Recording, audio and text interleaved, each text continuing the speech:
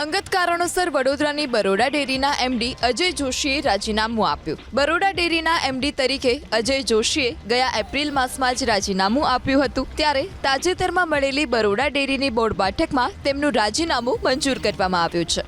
અજય જોશીએ રાજીનામું આપતા બરોડા ડેરીના નવા એમડી તરીકે હિમાંશુભાઈ ભટ્ટની નિમણૂક કરવામાં આવી. ગુજરાત મિલ્ક માર્કેટિંગ ફેડરેશને હિમાંશુભાઈ ભટ્ટની નિમણૂક કરવામાં આવી છે. હિમાંશુભાઈ ભટ્ટે અમેરિકામાં અમૂલ મિલ્ક ફેડરેશનમાં કાર્યરત હતા. જોકે રાજીનામું આપનાર અજય જોશી 1 મહિના સુધી ડેરીની કામગીરીમાં જોડાયેલા રહેશે, જ્યારે હિમાંશુભાઈ ભટ્ટ આવતીકાલે ડેરીના એમડી તરીકે ચાર્જ સંભાળશે.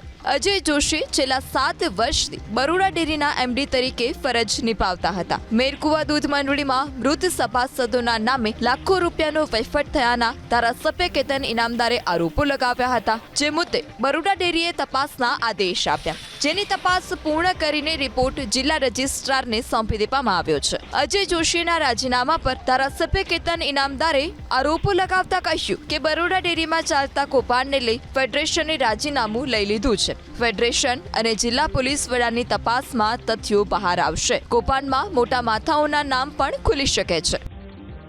બરોડા ડેરીના નિયામકો દ્વારા એવું કહેવામાં આવે છે, નિયામક મંડળ દ્વારા, ત્યાં તો અગાઉથી રાજીનામું આપેલું હતું. બાદ અમે ફેડરેશન સાથે ચર્ચા કરી અને અમે આ રાજીનામું સ્વીકાર્યું છે. આવી કોઈ ગતિવિધિ પહેલા હતી પણ નહીં. ફેડરેશને જ એમનું રાજીનામું માગ્યું છે અને એમનું રાજીનામું એમને ફરજિયાત આપવું પડ્યું છે.